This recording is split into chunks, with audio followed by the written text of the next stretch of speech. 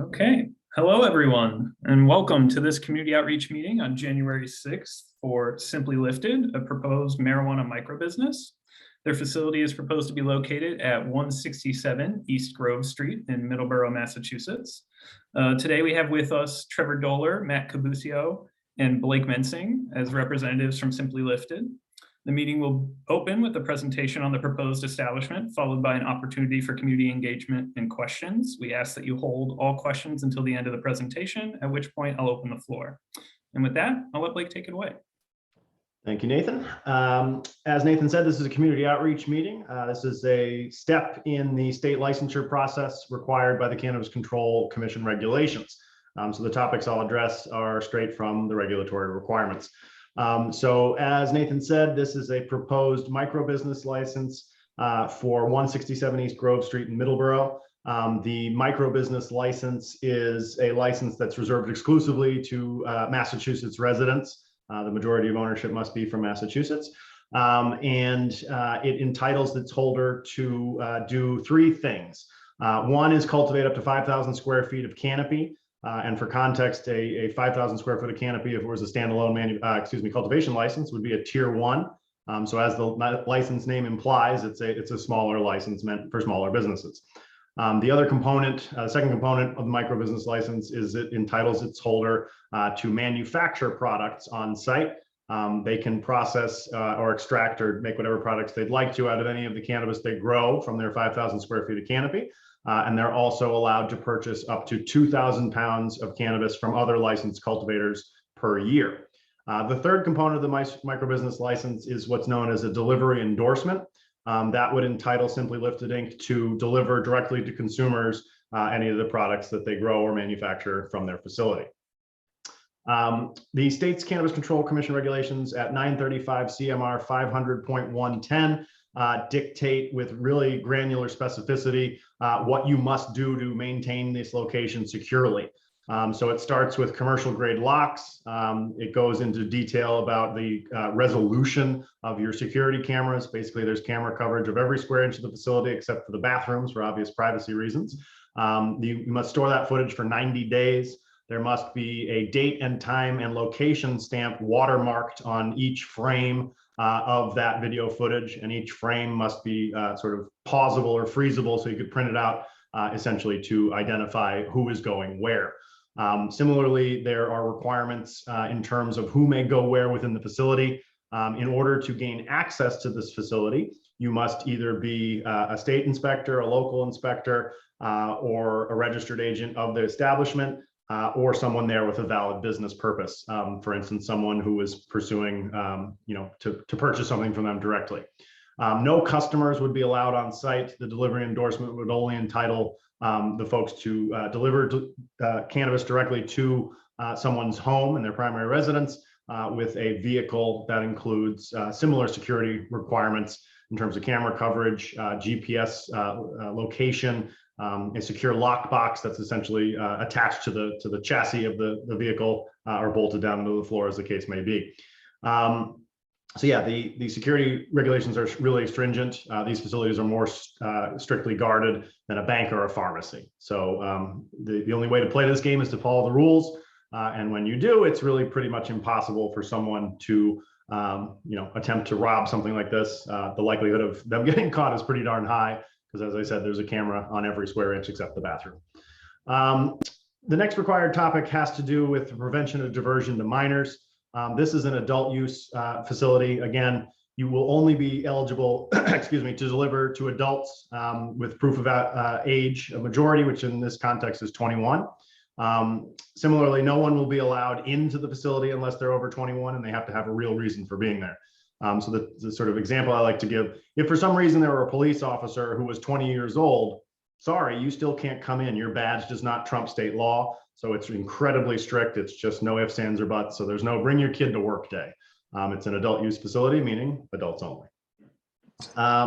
And one of the state's requirements has to do with, it's called a seed to sale tracking platform. Essentially, each plant and each product gets a unique alphanumeric code that ties it to the producer, so the cultivator manufacturer, and then obviously at the end of the sort of consumer chain, the person who received it.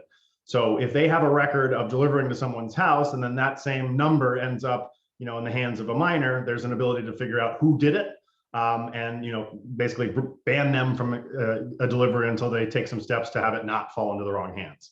So yeah, it's a crucial component of compliance to make sure it doesn't get into the hands of minors, and that's one of the main tools: the seed to sale tracking, and then the access. You can't come in. It's not a retail storefront. It's delivered to an adult's home only. And just one other point on that. The delivery regulations require that a delivery vehicle have no more than $10,000 worth of product. And it's not ice cream truck style, meaning you can't load up for the day, drive around, play a weed song and say, come and get your weed. It has to be specifically ordered. If a product is not accepted by a customer, it must go back to their facility. They can't leave it in the vehicle overnight. The next required topic has to do with the marijuana establishment's plan to positively impact the community. That has sort of two connotations. One, I would say, capital letters, positive impact plan. That's a state requirement. Essentially what the Cannabis Control Commission and the statute that legalized cannabis says is, the drug war wasn't evenly applied to people. So they identified 29 areas of disproportionate impact where essentially communities got the short end of the stick. So one of the plans here is to, if memory serves, to donate to an entity called the New England Veterans Alliance, which is, as the name implies, offering educational information on primarily cannabis cultivation and some other related stuff to veterans who happen to live in one of those 29 areas of disproportionate impact. So that's the state level requirement. Certainly, there's no prohibition about doing sort of local good. So I always encourage my clients to figure out, where volunteer hours or local charitable donations might do the most good. So things like a turkey drive or a park cleanup or just, things like that, so you can actually give back. So I know the folks here are committed to doing that. And certainly in meetings like this, if anyone has a suggestion, we're open to hear that.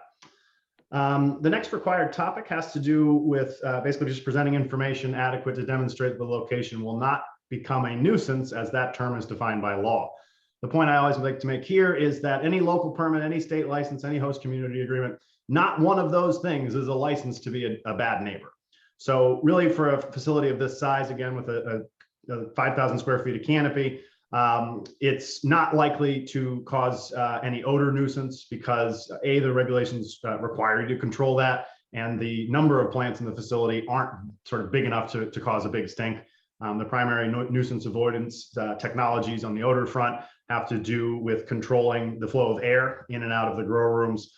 Typically, what's used is an activated charcoal carbon filter that just makes sure the air within the building is filtered before it ever leaves it. There's also an incentive as a cultivator to control the air in a room, because if you have smells coming out of a room, that means air and therefore microbes, pests, mold, etc., pathogens could be coming in. So the crop is too valuable to have just an open air grow.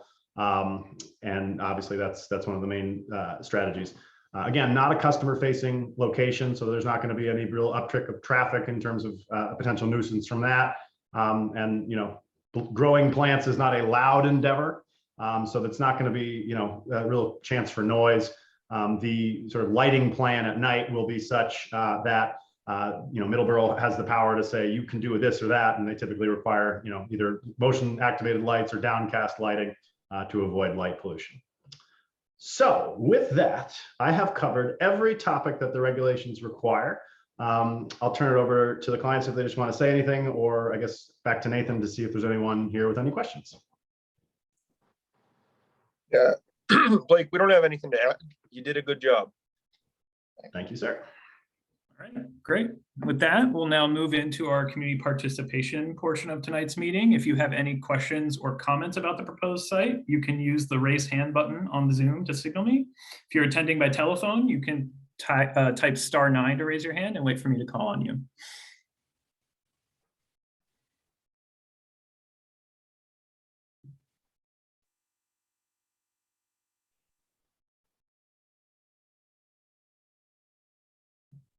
Not seeing anything from the audience.